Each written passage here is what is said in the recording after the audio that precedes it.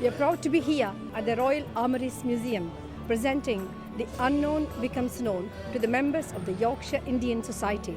The Annapurna dance is offering something unique, and as it happens, today is the centenary of the First World War.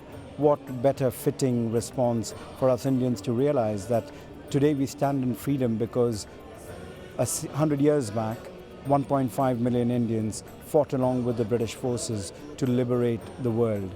And we today enjoy that freedom. We want to educate not just the previous generations, but the upcoming generations, first, second, third, fourth generations, in terms of culture, race, and the heritage that we have, both from a British perspective and both from an Indian perspective, as widely as possible. And we at the Yorkshire Indian Society are really proud to host the Unknown Becomes the Known, and this is the whole message that we want to spread as widely as possible, nationally, internationally. We're here to perform an Indian classical dance form called Odissi, which is from the northeast state of India called Orissa, to remember the soldiers who fought in the First World War through our project called Unknown Becomes Known. We also performed a pure dance piece choreographed by Guru Kelucharan Mahapatra. I'm looking forward to perform a very, very important and a very spectacular piece from Kuchipudi, which is Tarangam.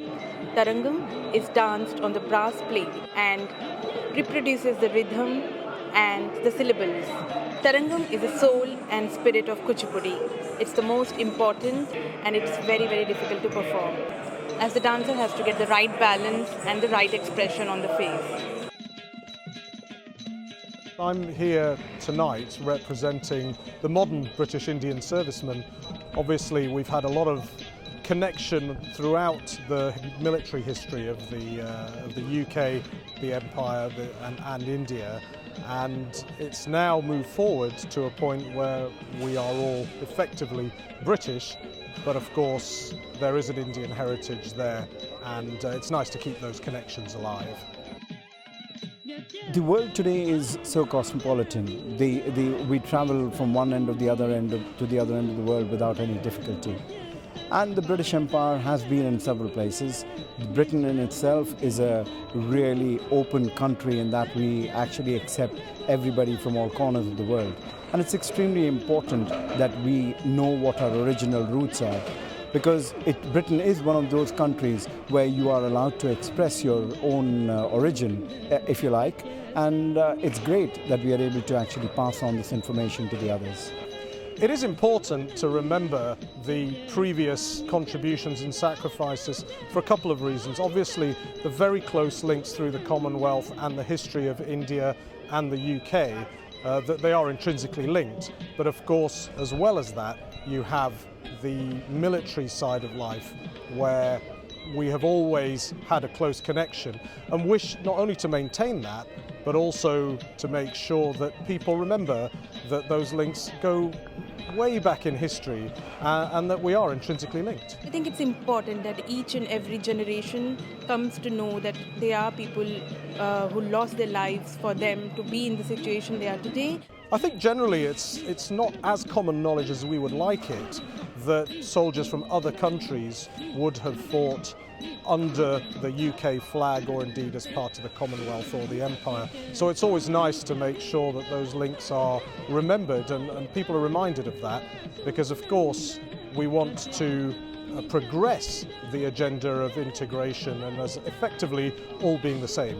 I was surprised myself that there was 1.5 million Indian soldiers who were involved, and therefore it came as a shock to me. And I think this homage that we're going to pay to the soldiers today will help us actually enlighten people and educate people, which I believe is extremely important. I think this project is amazing just because it made all of us aware about something that was mostly unknown and no one has talked about before. So it is very important to remember what happened and to recognize the contribution of the Indian people to the First World War.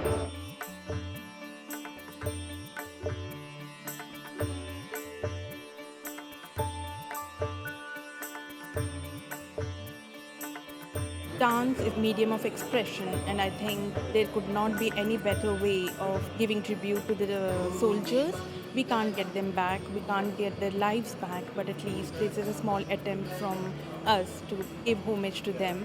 And because dance is a physical expression, we can show our emotions, we can feel their emotions, and I think that's what is important. So dance reaches directly to the sense, visually but also musically and emotionally. So dance doesn't pass through reasoning and through the mind, but reaches the heart. Being a dancer myself, I think dance is a form where you can express yourself so well. Like the first performance which you have done, they have paid a homage to the Indian soldiers, and it was really, really breathtaking. I loved it.